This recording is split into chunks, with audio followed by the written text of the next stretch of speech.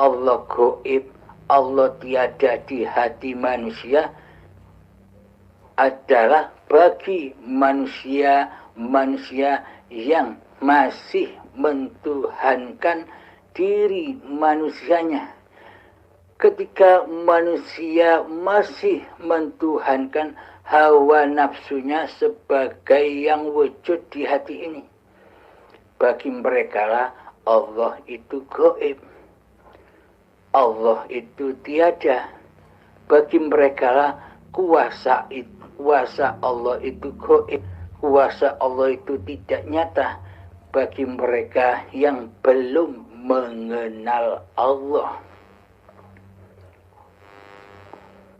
Namun bagi siapa Allah itu maha nyata, la ilaha illallah al-malikul haqqul mubin, tiada Tuhan selain Allah, al-malikul haqqul mubin, Allah lah yang maha besar lagi maha nyata.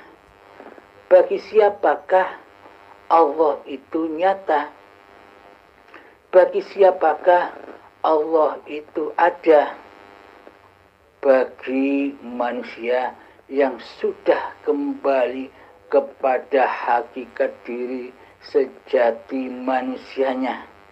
Bagi manusia yang sudah mencapai ke dalam kefitrahan diri manusianya. Kapan? Ketika manusia kembali kepada keadaan saat bayinya. Coba kita telusuri lagi, coba kita hayati lagi, coba kita tafakuri lagi. Di manakah waktu itu kedudukan manusia kita ketika bayi itu baru terlahir? Kan manusia tidak punya kedudukan, kan manusia tidak punya keadaan, dan manusia kita tidak bisa menyaksikan apa-apa saat bayi terlahir. Nah, berarti kan kita tak punya kedudukan, tak punya keadaan, tak punya kesaksian saat bayi. Sama halnya ketika manusia sudah menyadari hakikat diri sejatinya. Sama halnya ketika manusia sudah menyadari alam kefitrahannya, yakni alam ketiadaan diri manusia di hatinya. Karena sesungguhnya Allahu la ilaha illa huwal hayyul qayyum. Allah tiada ilah, tiada Tuhan yang berhak disembah kecuali dialah hidup yang kekal lagi terus menerus.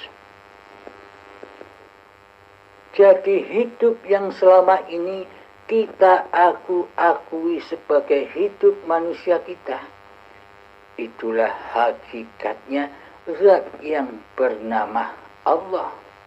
Itulah hakikatnya Tuhan yang bernama Allah.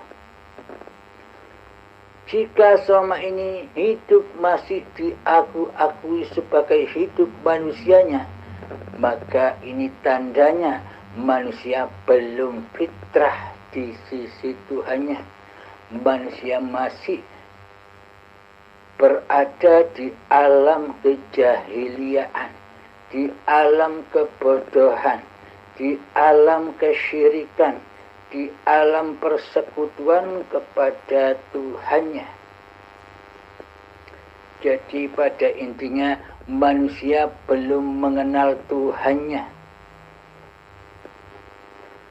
Bagaimana mungkin manusia bisa beribadah dan sholat untuk mensucikan hati manusianya, sementara manusianya tidak mau mengerti, tidak mau mengenali siapakah zat yang maha suci sebagai penguasa diri manusianya. Muhal manusia bisa bersuci meskipun air laut habis untuk berwudu, namun ketika di dalam hati kita masih merasa diri manusia kita lah yang wujud, yang hidup, yang berkuasa atas hidup dan badan ini, maka meskipun air selaut habis untuk berwudu, bersuci, hati tetap kotor. Karena yang menjadi Tuhan, karena yang menjadi kuasa di dalamnya adalah diri manusianya sendiri. Bagaimana cara bersuci lagi kepada Allah? Bagaimana caranya bisa kembali lagi roji'un kepada Allah?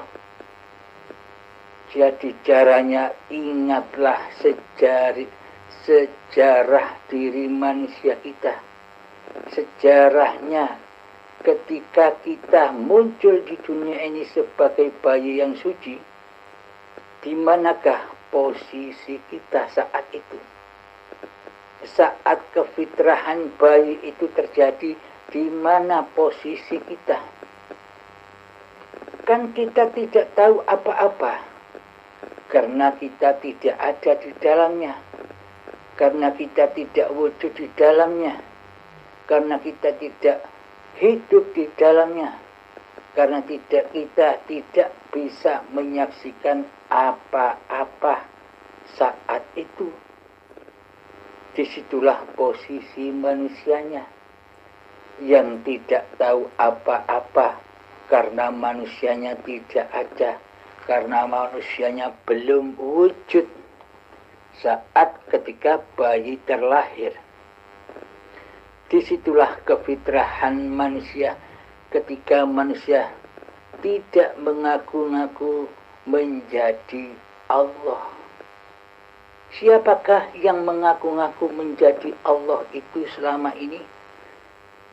Yang merasa menjadi Allah, yang merasa ngaku-ngaku jadi Allah selama ini adalah orang-orang yang tidak mengenal Allah sebagai Tuhan pencipta diri manusianya.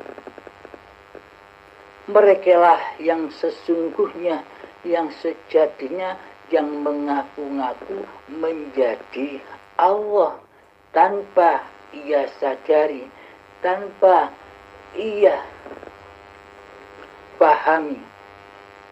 Karena apa? Buktinya seluruh sifat-sifat wajib yang mestinya hanya Allah yang menguasai dan yang memiliki, nyatanya selama ini diri kita sudah merasa mengaku-ngakui seluruh sifat-sifat Allah yang ada pada diri kita sebagai sifat manusia kita. Padahal sejati sifat manusia kita kan hanya adam, hanya ketiadaan. Lu kok malah manusia ngaku sebagai dirinya lah yang wujud? Lu kok manusia mengaku hanya dirinya lah yang hidup? Lu kok manusia mengaku bahwa dirinya lah yang punya kuasa atas kehidupan dan badan ini selama ini? Nah, nyata bukan? Berarti yang ngaku-ngaku menjadi Allah tanpa disadarinya, Anda sudah tahu siapakah dia. Dialah, merekalah yang belum mengenal Tuhannya, yang belum bersyahadat kepada Tuhannya, yang belum bermakrifat kepada dirinya dan Tuhannya. Maka dari itu, kedudukan kita sebagai hamba yang bertuhan, sama halnya kedudukan kita seperti saat bayi yang suci ini terlahir